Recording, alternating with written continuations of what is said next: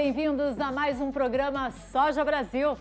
Olá, vamos aos destaques de hoje.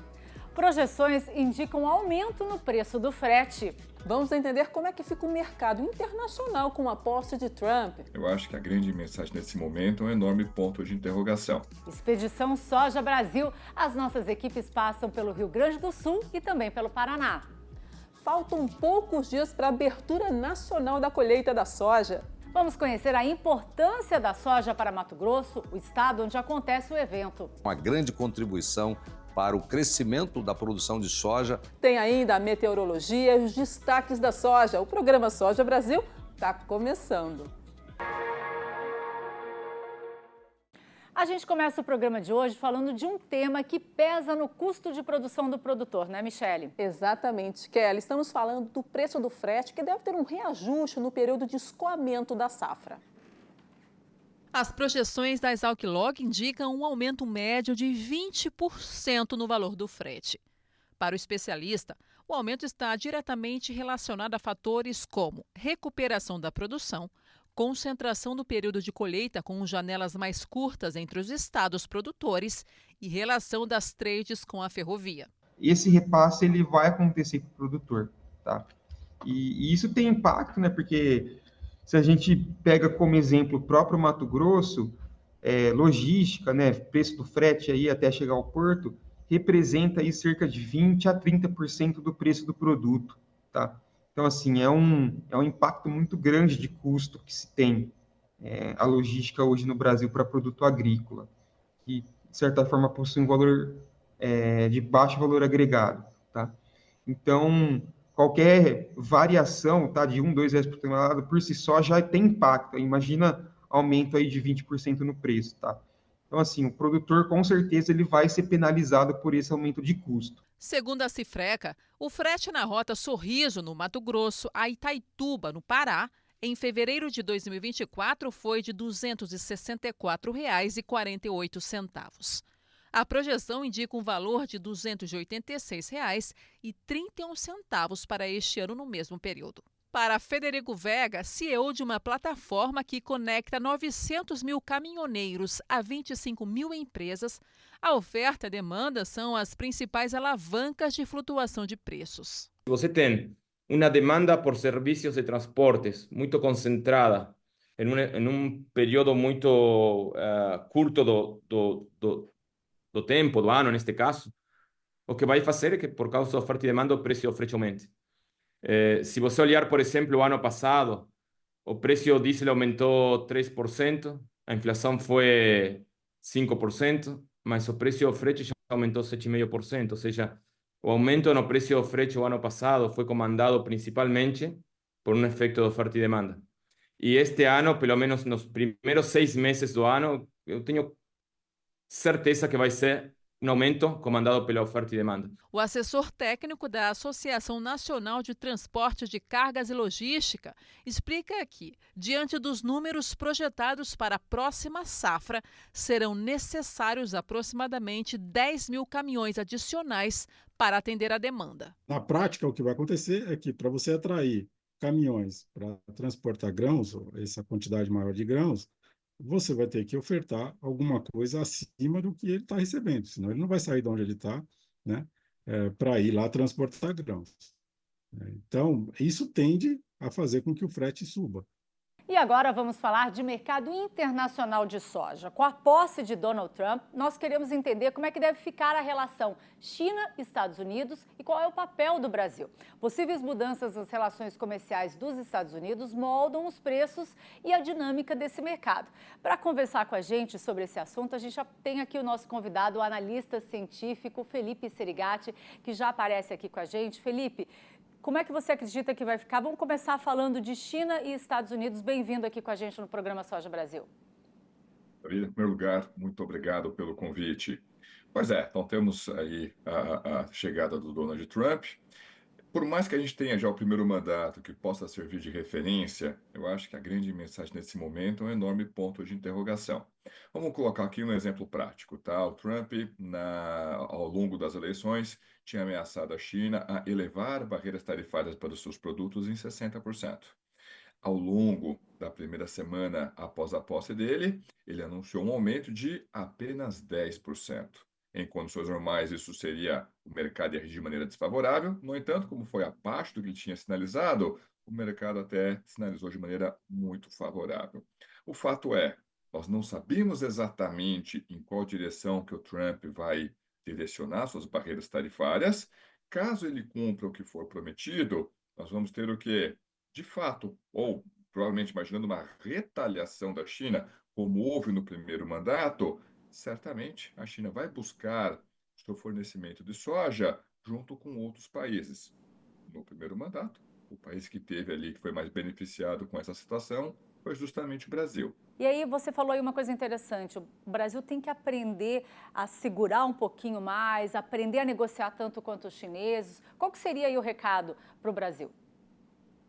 Com certeza, né? Mas as nossas condições, infelizmente, são bem inferiores aos chineses. Então, os chineses eles vão adquirir soja do Brasil e dos Estados Unidos em momentos distintos ao longo do ano e, devido à grande capacidade de armazenagem que eles têm, eles acabam conseguindo um poder de arbitragem maior. Mais do que isso, a China, por não ser necessariamente uma economia de mercado, todas essas transações são centralizadas ali num único poder decisório, coisa que aqui no Brasil é uma situação bem diferente. Então, as condições gerais aqui do Brasil para ter um maior poder de barganha, naturalmente, me parecem menores. No entanto, com relação ao produtor, dado que ele não tem como mudar isso, é pensar com muito carinho na sua estratégia e tentar se expor ao menor risco possível. Só que, às vezes, essa estratégia implica em tentar obter uma margem menor. Só que ele vai trocar aquela margem menor por uma margem mais segura, por uma garantia maior. E também, gente, não é nenhuma novidade, seja no agro, seja em qualquer outro mercado, inclusive no mercado financeiro. Para você ter um retorno maior, você tem que se expor a mais risco. Só que, em geral, o produtor no universo agro não tem uma carteira diversificada para ele ficar se expondo a tanto risco dentro de um único produto. Mas é mais fácil para mim aqui falar isso do que para quem está com o pescoço em jogo operando nesse mercado. Para a gente encerrar, Felipe, os Estados Unidos precisam do agro brasileiro? Então vamos lá, para diversos produtos, o agro brasileiro ele é um competidor do agro norte-americano, tá? Para outros produtos, nesse momento, no entanto, acho que o grande destaque é justamente a exportação de carne bovina in natura, porque a situação do rebanho dos Estados Unidos é o menor estoque de animais desde 1970, mas nessas políticas que o Trump está fazendo, na minha percepção, não agora no curto prazo, mas pensando no médio prazo, o agronegócio norte-americano é o grande perdedor. Veja, ao elevar barreiras tarifárias, está encarecendo o custo de produção para o produtor norte-americano. Ao criar esse tipo de atrito, está sinalizando para os parceiros comerciais que os Estados Unidos não é tão confiável assim. E essa é uma grande vantagem para o Brasil. Pensando no agro brasileiro, em diversas situações, quando o mundo teve escassez de algum produto que o agro brasileiro tem, o agro brasileiro se tornou o único fornecedor em escala que o mundo poderia confiar. Quer ver um exemplo rápido? Exportação de carne de frango. O mundo tem sofrido com problemas de gripe aviária. E aí o mundo fala, quem tem a carne de frango a preço competitivo com qualidade em que as granjas comerciais não teve um caso relevante de gripe aviária? Praticamente o Brasil levanta a mão sozinho. Então, o Brasil tem que prosseguir nessa trajetória de se consolidar como um fornecedor de produtos alimentícios de qualidade e confiável. Serigati, queria agradecer sua participação aqui com a gente. Estamos só começando 2025, quero te ver mais vezes aqui no programa com a gente, tá bom? Obrigadão. Eu que agradeço o convite, vai ser sempre um prazer conversar com vocês. Até. E vamos agora então aos destaques da soja. As fortes chuvas dificultam a colheita e impactam a logística em Mato Grosso. Com 29 municípios em situação de emergência e acumulados de chuva acima de 400 milímetros, estradas e armazéns estão sobrecarregados. O atraso na colheita pode comprometer o plantio do milho, de acordo com a ProSoja do estado. O Centro Tecnológico do Cocari, em Mandaguari, no Paraná, recebeu pesquisadores da Embrapa Soja para avaliar o quebramento de hastes na cultura do grão. Ensaios analisam o manejo químico e a resistência genética das cultivares. Os resultados devem ajudar os produtores na escolha das melhores variedades e práticas de manejo. Produtores com certificações sustentáveis ativas podem obter redução de 0,5 ponto percentual na taxa de juros de custeio. O benefício vale para certificações reconhecidas pelo Inmetro e MAPA. Também podem acessar a redução aqueles que contrataram crédito de investimento no Renovagro nos últimos 5 anos. As instituições financeiras vão validar os dados na plataforma AgroBrasil Mais Sustentável. E agora é hora da expedição Soja Brasil. A nossa equipe passou pelo Rio Grande do Sul.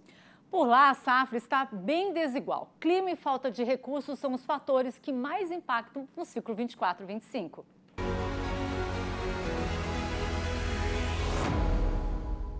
Depois de 2 safras impactadas por estiagem e a última pela enchente, é hora de apostar no ciclo 24-25. A gente estava com um pouco de receio aí, com as promessas de dar um veranico, né? Claro, pode acontecer, né? Que uma outra parte chove mais, outras partes menos, né?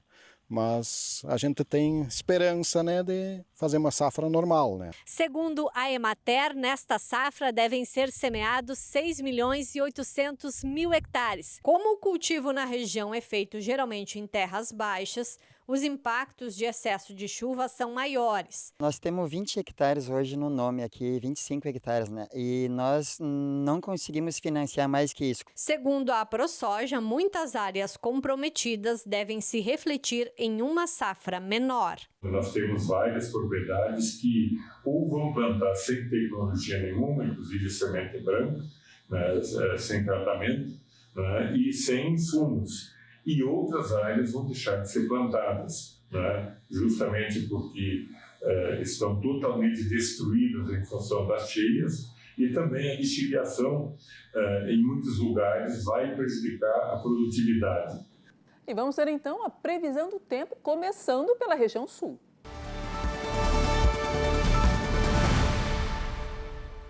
No sul, boa chuva em Santa Catarina e também no Paraná. Porém, para o Rio Grande do Sul, é uma chuva que já chega tarde. Muitas lavouras aí já estão aí sob déficit hídrico, já não tem mais nem como se recuperar, porque essa chuva está chegando muito tarde. Então, lá pelo dia 4 e 8, é uma chuva que se distribui para o estado. Quando a gente olha para Dom Pedrito, um importante município produtor, olha só, a chuva só vindo lá pelo dia 4, 5 de fevereiro, depois aí se normalizando, adentrando aí para a última quinzena. Então, né, seguindo aqui com a previsão do tempo, muitos produtores aí com problemas em avançar com os trabalhos em campo devido ao excesso de umidade. Agora estamos aí com uma zona de convergência do Atlântico Sul, as ACAS, que canaliza, né, umidade para o Brasil Central, incluindo o Sudeste, ou seja, os próximos dias ainda de muitos transtornos para os produtores de Mato Grosso, Goiás, Minas e São Paulo, porque o acumulado de chuva ainda passa de 100, 150 milímetros acumulados.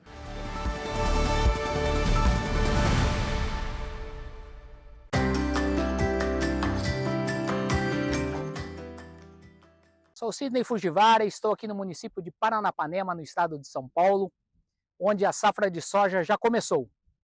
Estou aqui numa área já pronta para dessecar. A dessecação é uma operação importante para uniformizar a lavoura, facilitar a colheita e também para ganhar alguns dias aí para o plantio do milho safrinha.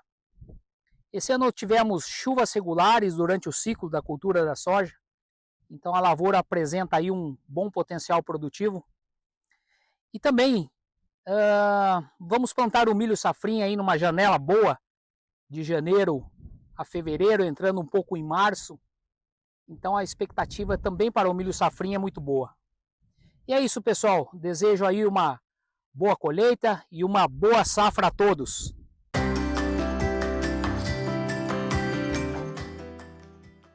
Agora nós vamos a um breve intervalo e na volta tem mais Expedição Soja Brasil. Vamos falar sobre a certificação da soja baixo carbono e o governador de Mato Grosso fala também sobre os investimentos para a logística do estado. A gente volta já.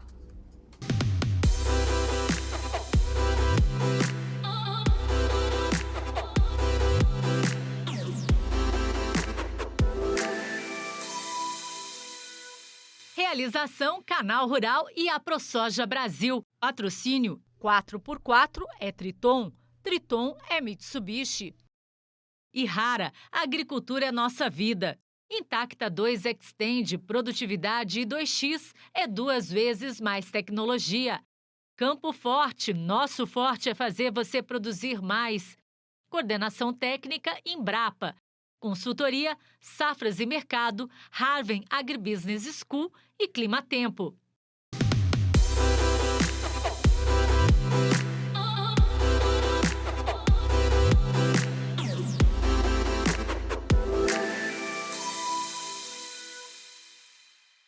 Estamos de volta com o programa Soja Brasil e vamos de expedição agora por Bela Vista do Paraíso, lá no Paraná. É isso mesmo, Kelly. Por lá, o assunto foi critérios para a certificação da soja baixo carbono.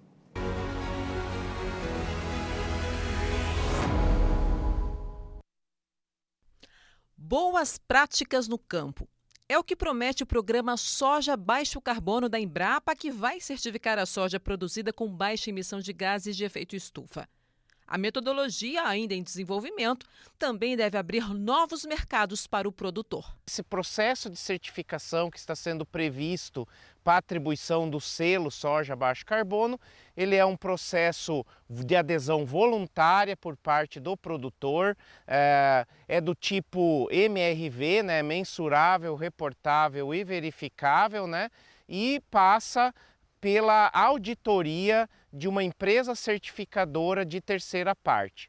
Os critérios para a conquista da certificação seguem duas diretrizes: a adequação ao sistema de produção e ao imóvel rural.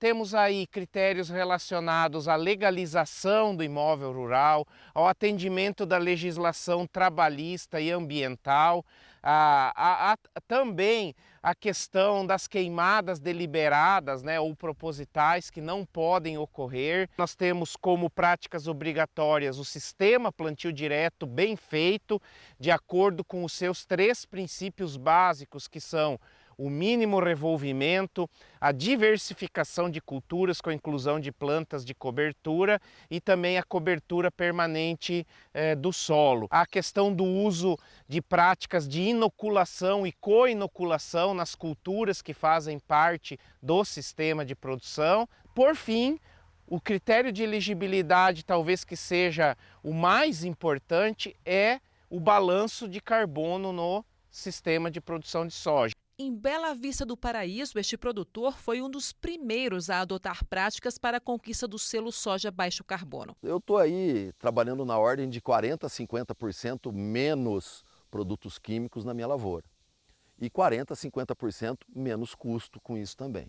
A natureza é fantástica, ela vai começar a liberar para você produtos para controle biológico, tanto de patógenos, que são os fungos e bactérias nocivos, como também para insetos, que são percevejos, lagartas e outros. A soja é a base econômica de Bela Vista do Paraíso, representando mais de 60% da economia local.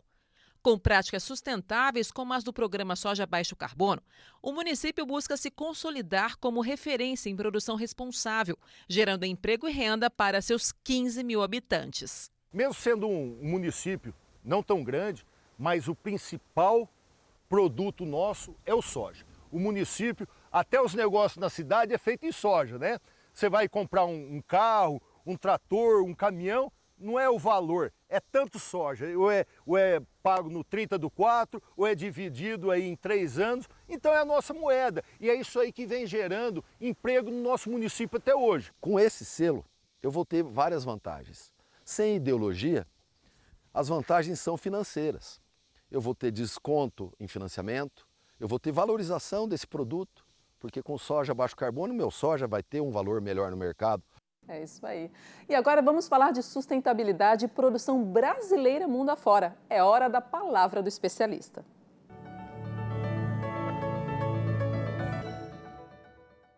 Principal ponto que pegam no pé da produção brasileira, principalmente na Europa, é a questão ambiental. Eles são poluídos lá de informações inverídicas e isso atrapalha muito a nossa imagem, aumenta a pressão sobre o agro brasileiro e essa pressão se dá principalmente em cima do boi e em cima da soja.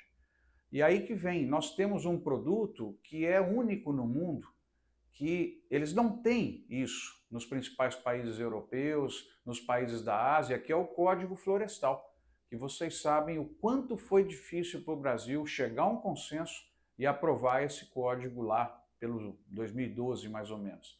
Então, o que nós temos que ter é o seguinte, esse código tem que ser seguido, ele é a lei maior do Brasil, nós temos que buscar todo tipo de regularização e fazer com que as pessoas que não estejam fazendo coisas adequadas possam ser punidas. O que não pode acontecer, que é o que vem acontecendo, é generalizar por problemas que nós temos, né? Maçãs podres tem em todos os negócios, mas são mínimos, e generalizar que a produção do Brasil não é sustentável. Ela é a mais sustentável do planeta, inclusive a soja, que tem condições de continuar crescendo sem precisar de novos hectares, apenas ocupando a área de pastagem e com isso desenvolver mais para suprir a demanda mundial que cresce 10, 11 milhões de toneladas por ano.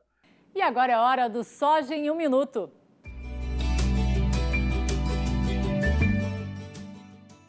Uma comitiva da FPA está na Europa. Eles visitam Roma, Bruxelas e Paris para discutir temas como Green Deal, lei anti-desmatamento e acordo Mercosul-União Europeia. O grupo reforça o compromisso do Brasil com uma produção responsável. Segundo a Conab, Mato Grosso já colheu 18,9% das lavouras de soja, Paraná 12%, São Paulo 9%, Minas Gerais 6%, Goiás 5%, Mato Grosso do Sul 4% e Bahia 1,2%. O movimento do dólar, a posse de Trump e o corte nas tarifas de exportação da Argentina mexeram com as negociações dos contratos futuros da soja em Chicago. Na última semana do mês, os contratos de Chicago registraram leve alta.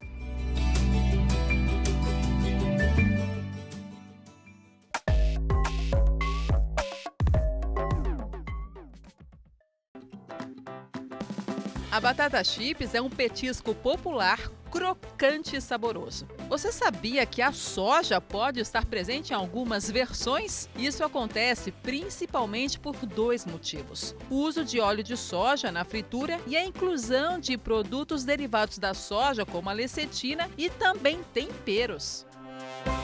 E está chegando a hora, as máquinas vão entrar em campo para a abertura nacional da colheita da soja. Pela 7ª vez, vamos fazer um evento no estado de Mato Grosso, o maior produtor de soja do país.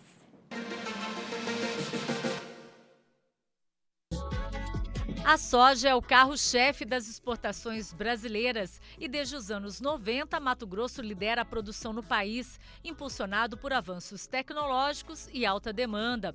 E é no estado que vai ser realizada a abertura nacional da colheita da soja safra 24-25.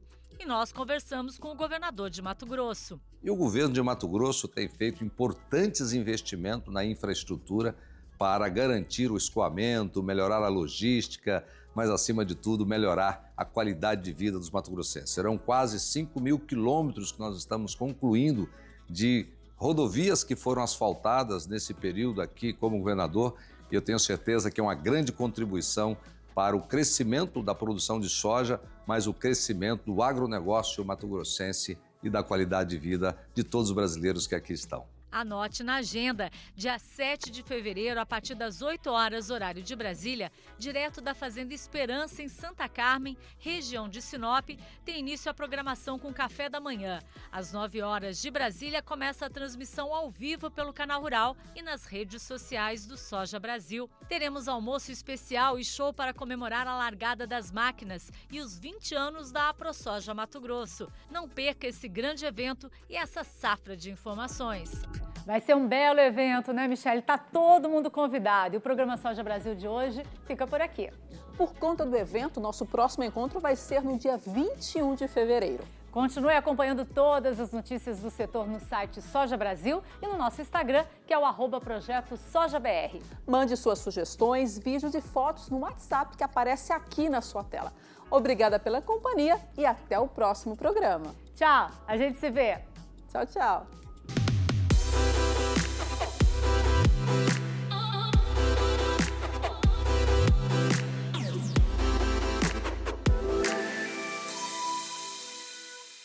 Realização Canal Rural e a ProSoja Brasil. Patrocínio 4x4 é Triton, Triton é Mitsubishi.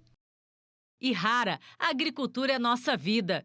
Intacta 2 Extend, produtividade e 2X é 2 vezes mais tecnologia. Campo Forte, nosso forte é fazer você produzir mais. Coordenação técnica Embrapa. Consultoria, Safras e Mercado, Harvem Agribusiness School e Climatempo.